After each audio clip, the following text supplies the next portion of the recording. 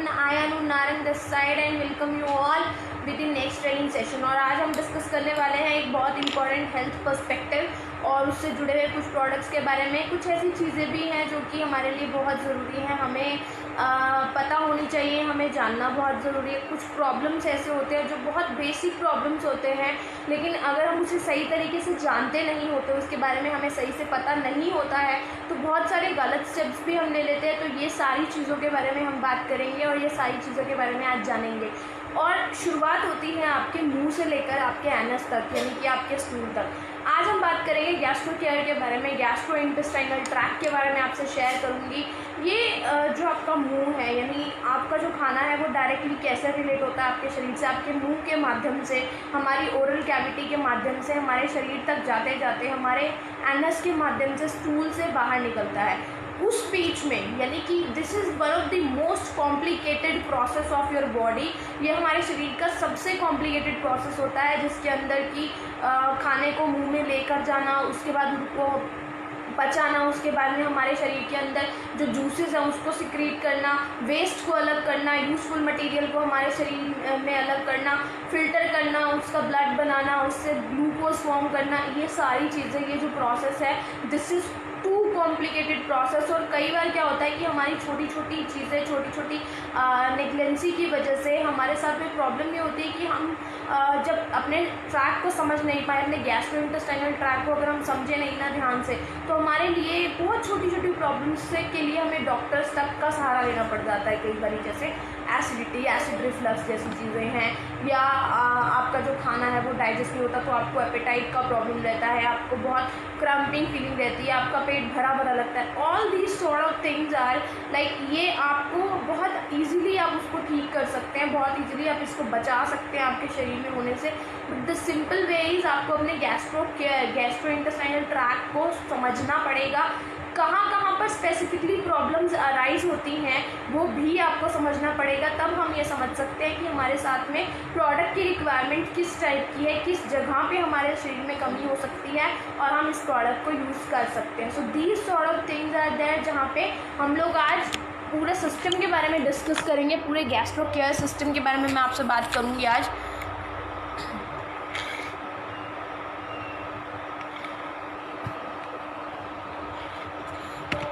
सबसे पहले gastrointestinal system की अगर बात करूं तो गैस्ट्रोइंटेस्टाइनल सिस्टम आपके मुंह से शुरू होता हुआ, आपकी ओरल कैविटी से शुरू होता हुआ, आपके जहां पे आपका जो मुंह है, जहां आपका फूड एंटर करता है, आपके फेरिंक्स से जाता हुआ, आपके ईसोफेगस, हमारी एक फूड पाइप होती है उसका नाम है ये, स्टमक में जाता हुआ, इंटेस्टाइन से होता हुआ रेक्टम एनस के थ्रू बाहर निकलता है। तो सोचिए कितने सारे स्टेप्स तो आप यहीं देख सकते हैं। आपका मुंह है, आपके फेरिंग्स हैं, आपकी ईसोफेगस है, आपका स्टमक है, आपकी इंटेस्टाइन्स है, आपके रेक्टम, आपका एनस। तो इतनी सारी चीज़ें तो इसमें इन्वॉल्व होती हैं। यानी गैस्ट्रोइंटेस्टाइनल ट्रैक सिर्फ पेट के लिए नहीं कहा जाता है। गैस्ट्रोइंटेस्टाइनल ट्रैक का मतलब है आपके मुंह से लेके आपके एनस तक का सारा जितना प्रोसेस होगा ना। इनफैक्ट हमारी बॉडी को सर्वाइवल देने वाला सिस्टम ही यही है, गैस्ट्रोइंटेस्टाइनल ट्रैक, जिसके माध्यम से हम लोग अपने खाने को पचाने में कामयाब होते हैं। हमें भूख का एहसास होता है, हमें ओवर ईटिंग का एहसास होता है, हमें पानी का एहसास होता है। ये सारी जितनी चीज़ें हैं, ये सारी की सारी चीज़ें आपके गैस्ट्रोइंटेस्टाइनल ट्रैक से ही जुड़ी हुई हैं। ये देखिए, अगर मैं आपसे डायग्राम इसका शेयर करूं तो सबसे पहले जो आप देख पा रहे हैं, दिस इज सलाइवरी ग्लैंड, यानी जो आपके मुंह में मिलेंगी। अब आप खाना खाओगे तो खाना खाते टाइम मुंह में जब लेकर जाते हैं तो हमारे माउथ के अंदर बहुत सारे एंजाइम होते हैं जो कि खाने को इस तरीके की फॉर्म में लेकर आते हैं कि हमारा उसको शरीर के अंदर लेके जाने पर इंटेस्टाइन एंड हमारा जो स्टमक सिस्टम है वो उस पर काम कर सके। फेरिंग्स से जाता हुआ, यानी टंग के पीछे से हिस्सा होता है, फेरिंग्स जुड़ी हुई होती है उससे, फिर ईसोफेगस हमारी फूड पाइप से जाता हुआ पेनक्रियाज में, लिवर के अंदर, और लिवर में सोचिए, लिवर में आपकी अलग अलग जो पार्ट्स अटैच हैं, जैसे गॉल ब्लैडर होता है, पेनक्रियाज होता है, ये सारे जितने पार्ट्स अटैच हैं वहाँ पर फूड होएगा। आपके स्टमक में फूड होगा, आपकी इंटेस्टाइन में जाएगा, ये आपकी स्मॉल इंटेस्टाइन है, लार्ज इंटेस्टाइन है। तो यहाँ पर जाते हुए और फाइनली ये आपके इस होल यानी कि एनएस पोर्शन जो होता है वहाँ से आपका फूड बाहर निकलता है। So these much complications are there, so these much processes are there. तो सोचिए अगर माउथ में कोई प्रॉब्लम आ रही है तब आपको समझना पड़ेगा कि गैस्ट्रोइंटेस्टाइनल कोई ना कोई इशू ज़रूर है। फेरिंग्स की प्रॉब्लम आ रही है तब आपको समझना पड़ेगा। अच्छा, फेरिंग्स की बात आती है तो आप फेरिंग्स को कैसे जज करते हो? देखो मैं आपको एक एग्जांपल के तौर पे समझाती हूँ। जब टॉन्सिल्स होते हैं या हमारा गला, हमारे थ्रोट के अंदर बहुत प्रॉब्लम होती है तो हमारा जो ट्यूब होती है, हमारे यहाँ पे एक ट्यूब होती है जिसको देखते हैं हम लोग ऐसे, जो लटकता हुआ पोर्शन होता है उसकी बात कर रही हूँ। वो कैसा होता है? स्वेल हो जाता है बहुत ज़्यादा जब भी हमारे गले में कुछ प्रॉब्लम होती है। अब अगर वो स्वेल हो गया तो जब हम खाना यहाँ मुंह में डालेंगे ना तो हमारे यहाँ से ले जाने में हमें बहुत दर्द होगा। यहाँ पे अगर हमारे थ्रोट में कोई इन्फेक्शन है तो सोचिए, ये अगर आपको गले की प्रॉब्लम हुई है, आपको कोल्ड जैसी प्रॉब्लम हुई है तो आपके खाने के साथ में डायरेक्ट प्रॉब्लम होगी। आपको भूख कम लगेगी, आपका खाना खाना मुश्किल हो जाएगा, पानी पीना मुश्किल हो जाएगा। सो यहाँ पे आपके फेरिंग्स आके जुड़ता है, यहाँ पे आपकी प्रॉब्लम थ्रोट में प्रॉब्लम हो जाती है। वैसे ही कॉन्स्टिपेशन है तो आपके स्टमक में इश्यूज़ हैं, आपका पेनक्रियाज वीक है तो आपके डाइजेस्टिव जूसेस सिक्रीट नहीं हो रहे। ये सारी चीज़ें, इतनी सारी चीज़ें आपके सिर्फ एक सिस्टम से जुड़ी हैं, जीआई ट्रैक्ट या गैस्ट्रोइंटेस्टाइनल ट्रैक्ट। तो जीआई वर्ड हम यूज़ करेंगे मोस्टली क्योंकि गैस्ट्रोइंटेस्टाइनल काफ़ी बड़ा वर्ड होता है। तो जीआई अगर आप मेरे मुंह से सुने तो ये समझ जाइएगा। सो जीआई ट्रैक्ट में बहुत सारे कॉम्प्लिकेटेड प्रोसेस होते हैं, बहुत सारे स्टेप्स चाहिए हमें। इसी वजह से क्या होता है कि जो प्रॉब्लम्स होती है ना वो भी तो कॉम्प्लिकेटेड होंगी। तब तक कॉम्प्लिकेटेड है जब तक हम उसको समझ नहीं लेते, लेकिन जब हम उसको समझ लेते हैं तो हम उसको इजीली क्योर भी कर सकते हैं, इजीली उसका प्रिवेंशन भी कर सकते हैं, अपने आप को हेल्दी। नेक्स्ट गैस्ट्रोइंटेस्टाइनल ट्रैक्ट शुरू करते हुए हम नेक्स्ट पार्ट को डिस्कस करते हैं। अब सबसे पहले फंक्शंस देखिए क्या क्या, जीआई ट्रैक्ट के फंक्शंस देखिए क्या क्या होते हैं। आपके फूड का इंजेक्शन यानी आपके माउथ से सबसे पहले जब आपका फूड गया, secretion of fluids and digestive juices. आपके माउथ में आपकी सलाइवा जो होती है ना वो, उसमें बहुत सारे एंजाइम्स होते हैं जो खाने के साथ मिलते हैं और तब आपका खाना नीचे जाता है यानी कि आगे जाता है। Mixing and movement of food and waste through the body. Mixing and movement of food and waste यानी फूड और वेस्ट चीज़ें जो निकलती हैं उनका मिक्सिंग भी होगा, बाद में उनका फिल्टरेशन भी करेगा यही process. Digestion of food into smaller pieces. अब बड़े बड़े पार्टिकल्स को आप चबा के निकाल सकते हो क्या? बिना चबाए निकाल लेंगे क्या? अगर मान लीजिए कोई बहुत बड़ा सा कोई पार्टिकल आपने खाया है तो उसको आप कैसे निकल पाएंगे? वो गले में फंस जाएगा, फूड पाइप में आपके फंस जाएगा। इसीलिए आपके मैक्रो मॉलिक्यूल्स को आपके माइक्रो मॉलिक्यूल्स में कन्वर्ट करना यानी कि बड़े बड़े पार्टिकल्स को छोटे छोटे पार्टिकल्स में कन्वर्ट करने में भी इसी सिस्टम का हाथ होता है। फिर एब्जॉर्प्शन करना आपके फूड का, जो आपने खाया उसका एब्जॉर्प्शन करना, फिर एक्सक्रीशन करना यानी यहाँ पे एक्सक्रीशन प्रोसेस में आ जाएंगे। टॉक्सिन्स जो है उनको बाहर निकालना और जो आपके लिए यूजफुल मटेरियल है वो जैसी फॉर्म में कन्वर्ट होकर आपको सपोर्ट करता है। नेक्स्ट हम चलते हैं,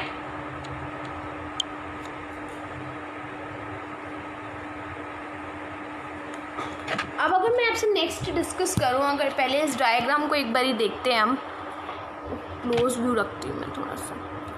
ओके, सो डायग्राम को अगर हम देखें तो देखिए, लीवर की बात करूँ तो लीवर में बाइल जूसेस सिक्रीट होंगे। गॉल ब्लैडर की बात करूँ तो गॉल ब्लैडर बाइल जूस को रिलीज़ करने में हेल्प कराने वाली ऑर्गन है। पेनक्रियाज की बात करूँ तो पेनक्रियाज आपको नंबर ऑफ एंजाइम सिक्रीट करता है जिसके माध्यम से फूड पचता है आपके शरीर के अंदर। स्टमक की बात करूँ तो हमारा स्टमक जो एक स्टोरेज सेंटर की तरह भी काम करता है, यानी कि जब एक दिन हम फास्ट रखते हैं तो हमें कोई इतना ज़्यादा फ़र्क नहीं पड़ता है बिकॉज हमारा स्टमक स्टोर भी करता है for the emergency time. Distal stomach एक पार्ट होता है यानी जिसमें प्रोसेसिंग, डाइजेशन और देन पोर्शनिंग होती है। डिवाइड करता है वो एक्चुअल में चीज़ों को, टॉक्सिन्स को और जो आपका फूड है उसको आगे ले जाने के लिए। नेक्स्ट अगर बात करूँ मैं आपसे, स्मॉल इंटेस्टाइन है। स्मॉल इंटेस्टाइन में डाइजेशन एंड एब्जॉर्प्शन का प्रोसेस होगा। इसी तरीके से लार्ज इंटेस्टाइन के अलग अलग पार्ट हैं, सीकम है, कोलम है, रेक्टम है। ये 3 पार्ट्स लार्ज इंटेस्टाइन का पोर्शन काउंट होते हैं और ये सारी की सारी चीज़ें एब्जॉर्प्शन एंड देन जो एक्सक्रीशन है उसमें हेल्प करते हैं। So these sort of things are there जो हमारे जीआई ट्रैक्ट का पार्ट है। नेक्स्ट बात करते हैं अब मेजर गैस्ट्रोइंटेस्टाइनल डिसऑर्डर्स कौन कौन से हैं। ये तो सारे जितने भी मैंने आपसे प्रोसेस शेयर किए उनसे जुड़ा हुआ कोई ना कोई बीमारी भी होती ही है ऑब्वियसली। तो अगर मैं अपर एब्डोमिनल ट्रैक आपका जो होता है यानी कि हमारा अपर पोर्शन जो है इंटेस्टाइन, लार्ज इंटेस्टाइन से ऊपर वाले पोर्शन की अगर बात करूं एंड देन हम लोअर की बात करेंगे। सो अपर एब्डोमिनल ट्रैक के जो डिजीज़ हैं वो इस तरीके की डिजीज़ है। गैस्ट्रोएसोफेगल रिफ्लक्स डिजीज़ जिसे गर्ड कहते हैं, इसमें दिल में एक्चुअल में जलन फील होती है। दिस एक्चुअली हैपन्स, आपको कई बार ऐसा होता है कि it seems to like heart attack जैसा मान लेते हैं लोग जिनको इस चीज़ की नॉलेज नहीं होती है, तो वो तो तभी क्लियर होता है जब उसे डॉक्टर के पास लेकर जाया जाता है और वो हॉस्पिटलाइज होता है तब। तो बहुत बार क्या होता है, हार्ट बर्न फीलिंग, एक बार छाती में कई बार बहुत जोर की जलन होती है, तो वो जो चीज़ होती है that is gastroesophageal reflux disease. अगर सीवियरली आपको रहता है तो obviously you have to consult with doctor, but sometimes it happens with जब हम कुछ उल्टा सीधा खा लेते हैं, बहुत ज़्यादा अगर ओवर ईट कर लिया, वो भी एक्स्ट्रा मटेरियल हमने प्रोसेसिंग फूड ज़्यादा खा लिए हैं, तब भी हमें कई बार ऐसे इश्यूज होते हैं। पेप्टिक अल्सर्स जैसे डिजीज़, गैस्ट्राइटिस जैसे डिजीज़, हम इसके सिम्टम्स को भी एक एक करके आपसे शेयर करूँगी। गॉल स्टोन जैसे डिजीज़ जिसमें जो गॉल ब्लैडर है उसके अंदर स्टोन होता है, जैसे किडनी स्टोन होता है वैसे गॉल स्टोन्स भी होते हैं। लोअर अगर एब्डोमिनल ट्रैक की बात करूँ तो सीलियाक डिजीज़ होती है, डाइवर्टिकुलर डिजीज़ होती हैं, इन्फ्लेमेटरी बोल डिजीज़ है जिसको बोअल सिंड्रोम आप कहते हो, तो उसकी बात करेंगे। इरिटेबल बोअल सिंड्रोम्स है। सो ये कुछ नाम लिए मैंने आपके सामने जो डिजीज़ के अलग अलग नाम हैं। अब हम इसके सिम्टम्स की बात करेंगे। मेजरली जो आपको देखने को मिलती हैं बीमारियां उनकी बात करेंगे। क्रॉनिक डायरिया यानी पानी का जो एक्सेसिव लॉस होता है, आपको स्टूल्स जो हैं वाटरी स्टूल्स हो जाते हैं। क्रोनिक कॉन्स्टिपेशन यानी आपको बहुत ज़्यादा कॉन्स्टिपेशन रहेगा, आपको कब्ज बहुत ज़्यादा रहती है, वीक में प्रॉपर्ली आप सिर्फ 2 या 3 ही बार स्टूल जा पा रहे हैं, उससे ज़्यादा जा नहीं रहे हैं। गैस्ट्रोएंटराइटिस, आपकी गैस्ट्रिक इंटेस्टाइनल ट्रैक के अंदर इन्फ्लामेशन, अल्सर्स भी हो जाते हैं, हेमोरॉइड्स भी हो जाते हैं। इसलिए ये कॉमन नाम है जो आप हमेशा सुनते हैं। अब आ जाते हैं हम सिंगल करके बात करेंगे इनकी। फर्स्ट इज़ गर्ड यानी गैस्ट्रोएसोफेगल रिफ्लक्स डिजीज़ जो मैंने आपसे बात की, इसमें आपको बर्निंग सेंसेशन फील होता है आपकी चेस्ट के अंदर। जनरली खाने के बाद कई बार उल्टा सीधा खाते हैं तब हो जाता है, इसीलिए रात को आपको सबसे ज़्यादा ये फील होगा जब आप लेटेंगे बेड के ऊपर, तब आपको लगेगा कि आपने जो भी उल्टा सीधा खाया सब निकल रहा है, इस तरीके की फीलिंग होती है। चेस्ट पेन्स भी कई बार हो जाती है, कई बार आपको जो निगलना है उसमें बहुत मुश्किल होती है। और फूड जो है जिसको आप खट्टे डिगार कहते हो ना, हमारे क्या होता है जैसे गाय भैंस ये सब जो होते हैं वो क्या करते हैं, वो अपने उनके अंदर ये प्रोसेस नॉर्मल चलता है कि उनका जो फूड है, उनका फूड उनके मुंह में वापस आता है, उसको वो चबाते हैं, फिर उनके मुंह में अंदर वापस जाता है। So this is called as जुगाली करना, उन्हें हिंदी में इस तरीके का वर्ड उनके लिए यूज़ करते हैं। और this is called in scientific language it is called as regurgitation. क्या होता है कि हम लोग जब फूड खाते हैं तो कई बार क्या होता है हमारे साथ में ऐसा होता है कि हमारे को अगर हार्ट बर्न की फीलिंग्स हो रही हैं या इनडाइजेशन की फीलिंग हो रही है, तो वो जो फूड है वो हमारे मुंह में आ जाता है और हमें ऐसा लगता है कि हमें खट्टे डिगार आ रहे हैं, यानी कि आता है वापस जाता है, आता है वापस जाता है, ऐसी फीलिंग होती है। Sometimes it turns into vomiting also, कई बार हमारे लिए वॉमिटिंग्स भी ये कॉज कर देता है, तो ऑब्वियसली फिर तो सब कुछ ही बाहर निकल जाता है। So these sort of things happen in gastroesophageal reflux disease के अंदर। अगर सीवियरली आपको ये होता है तो you have to consult with a doctor, being very serious on note. Next अगर हम डिस्कस करें क्रोनिक डायरिया का मतलब होगा सीधा वाटर लॉस की बात होगी यहाँ पे। ओके, सो वाटर लॉस की डायरेक्टली बात होगी जहाँ पे वाटरी स्टूल आपके रहेंगे, और अगर लॉन्ग टाइम ऑफ वीक्स तक ये रहता है तो कई बार आपके लिए एक सेंस ऑफ अर्जेंसी ऑल्सो, बहुत वाटर लॉस होने लग जाता है। कई बार एब्डोमिनल क्रैम्पिंग बहुत ज़्यादा होती है, चक्कर भी आते हैं, नोजिया फीलिंग भी होती है। ऐसे केसेस भी क्रोनिक डायरिया के अंदर होते हैं, जब डायरेक्टली डॉक्टर ले जाने के बाद सबसे पहला काम करता है ग्लूकोज चढ़ाने का। Constipation passing fewer than 3 stools in a week week, यानी एक हफ्ते में अगर आप 3 टाइम्स स्टूल से भी कम जा रहे हैं तो आप सीवियर कॉन्स्टिपेशन के शिकार है, जबकि हमारा पेट डेली साफ होना चाहिए। नेक्स्ट आ जाते हैं हैविंग लंपी और hard stool, staining to have bowel movements. Obviously जब आपको स्टूल पूरी तरीके से नहीं आप क्लियर कर पाएंगे, आपका टॉक्सिन शरीर से बाहर नहीं निकल पाता है, तो आपके बोल मूवमेंट्स बहुत ही ख़राब हो जाते हैं। आपको हर टाइम पेन फीलिंग रहेगी, हर टाइम आपको सटीटी फीलिंग रहती है, यानी भरा भरा लगता है पेट, इस तरीके की चीज़ें आती हैं। और फाइनली ये रेक्टम जो पार्ट होता है हमारे इंटेस्टाइन का, उसकी ब्लॉकेज कर देता है, जिस वजह से हमारा स्टूल क्लियरली पास नहीं हो पाता। नेक्स्ट आ जाते हैं गैस्ट्रोएंटराइटिस की बात करती हूँ, यानी इन्फ्लेमेशन से रिलेटेड चीज़ है ये। Watery usually non bloody diarrhoea होता है इसमें मोस्ट ऑफ द केसेस के अंदर गैस्ट्रोएंटराइटिस में। बट अगर कंटिन्यूसली आपके साथ ये प्रॉब्लम चल रही है तो मीन्स आपको सीवियर इन्फेक्शन का केस है। नेक्स्ट, इसमें कई बार एब्डोमिनल क्रैम्प्स भी होते हैं, पेन भी रहता है स्टमक के अंदर, या फिर नोजिया वॉमिटिंग, दोनों केसेस भी हो सकते हैं। मसल एक एंड बॉडी एक्स होना इसमें बहुत कॉमन है। गैस्ट्रोएंटराइटिस में कई बार आपको लो ग्रेड फीवर्स भी आते हैं। थोड़ा बहुत जब लगता है ना हमें हमारा शरीर टूट रहा है या हमारे शरीर में थोड़ा बहुत दर्द हो रहा है, उस केस के अंदर गैस्ट्रोएंटराइटिस होता है most of the time. GI ulcers, gastrointestinal ulcers की अगर बात करूँ तो वॉमिटिंग के साथ में ब्लड आ जाना, जनरली रेड या ब्लैक कलर का होता है ये, और स्टूल्स में भी आपके ब्लड आ जाना, और आपके लिए ब्लैक और टैरी यानी जैसे हम किसी जब कोयले को जलाते हैं या कभी भी आप लक्कड़ को जलाओगे तो चारी सब्सटेंस रहता है, उसका कलर जो कन्वर्ट होता है उसको टारी सब्सटेंस कहते हैं।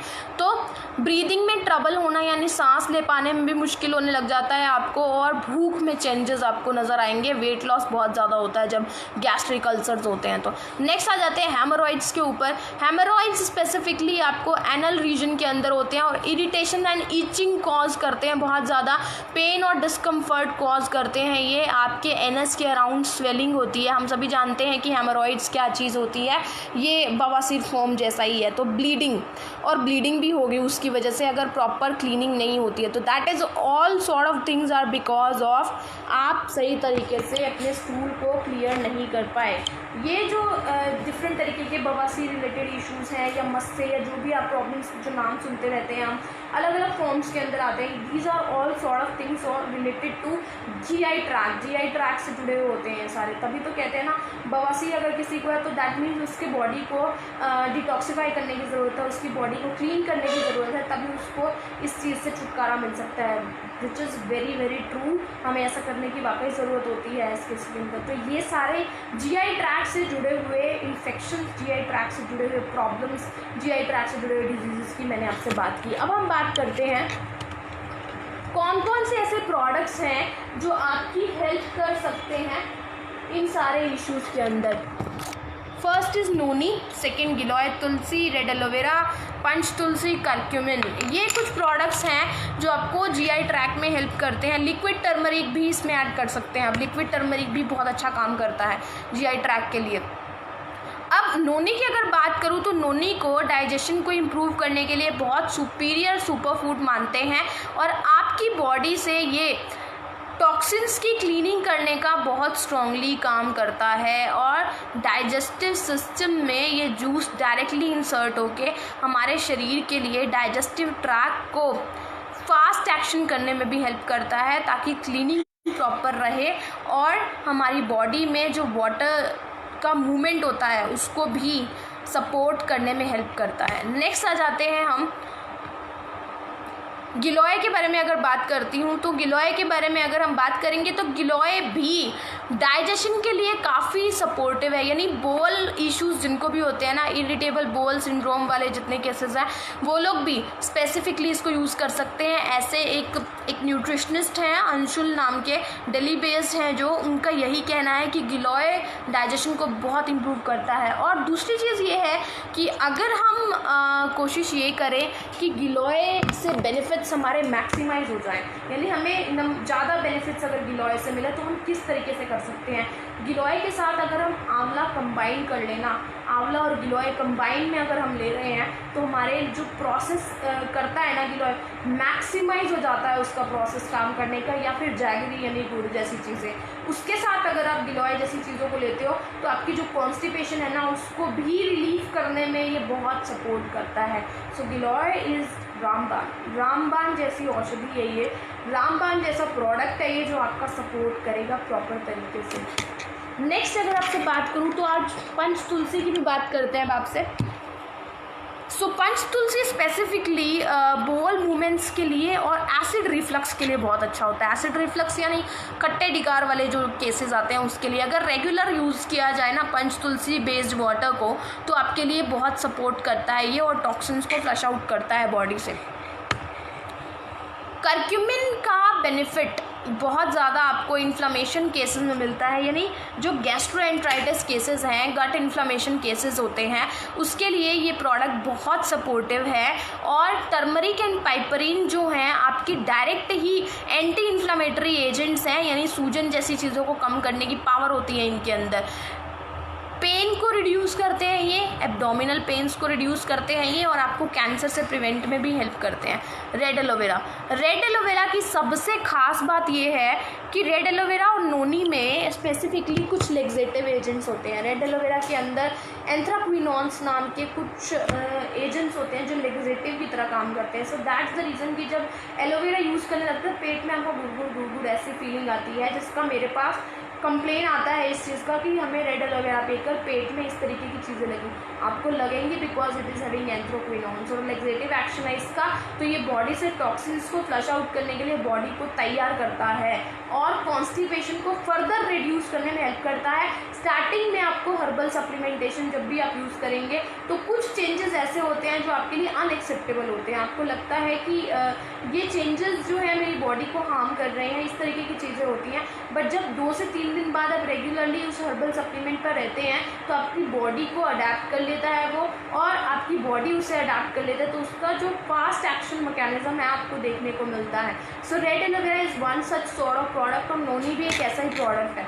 So this is all about the products. और जो गैस्ट्रोइंटेस्टाइनल ट्रैक्ट की अगर बात करूँ तो ये जो छोटे छोटे इश्यूज़ हैं ना देखने में तो बहुत छोटे लगते हैं, बट एक्चुअल में these are very painful. Haemorrhoids हैं या एब्डोमिनल क्रैम्प्स होते हैं, या अगर सोचिए आपका हर टाइम आपको एपेटाइट का इशू रहे, हर टाइम आपके साथ में डायरिया इशू रहे, तो हमारे लिए सीवियर केसेस बन जाते हैं ये। डायरिया का जब कंटिन्यूसली लूज़ हो रहा होता है ना, लूज मोशंस हो रहे होते हैं, स्टूल्स आपके वाटरी स्टूल्स होते हैं, तो आपके पास एक ही रास्ता होता है डॉक्टर के पास लेकर जाने के अलावा दूसरा कोई रास्ता नहीं बचता है, जहाँ पे आपको सलाइंस एंड देन ग्लूकोज जैसी चीज़ें चढ़ाई जाती हैं। So this it is better to avoid, क्योंकि डाइजेस्टिव ट्रैक्ट का ख्याल आपको रोज़ रखने की ज़रूरत है ताकि आप इन सारे इश्यूज से बच सके। डायरिया इश्यूज के जो केसेस है ना, अगर आप कंटिन्यूसली सही तरीके से हर्बल सप्लीमेंटेशन का प्रयोग करो ना, तो डायरिया जैसे इश्यूज तो आप बहुत इजीली क्योर भी कर सकते हो, बहुत इजीली। वाकई बोल रही हूँ कि अगर सही तरीके से हम लोग हर्बल सप्लीमेंटेशंस का प्रयोग करें तो डायरिया जैसे इश्यूज को आप अपने आप में ठीक भी कर सकते हैं। आप अपने आप में उनका प्रिवेंशन तो लगा ही सकते हैं, क्योंकि herbal supplements are like with prevention and after prevention, with medicine and after medicine, हर जगह पर सपोर्टिव होते हैं, क्योंकि वो आपके लिए टारगेटिंग करने में आपको और ज़्यादा सपोर्ट करते हैं आपकी एलोपैथी मेडिसिन को। तो ये बहुत इंपॉर्टेंट चीज़ है। और वाटर लॉस जैसी चीज़ें हैं या एसिड रिफ्लक्स जैसी चीज़ें हैं, ये सारी की सारी चीज़ों को हम इजीली मेंटेन करके रख सकते हैं with the help of herbal supplements. So thank you so much, and this is all about the gastrointestinal tract and its care and प्रोवेदास प्रोडक्ट। आई होप आप लोगों को बहुत अच्छा लगा। So stay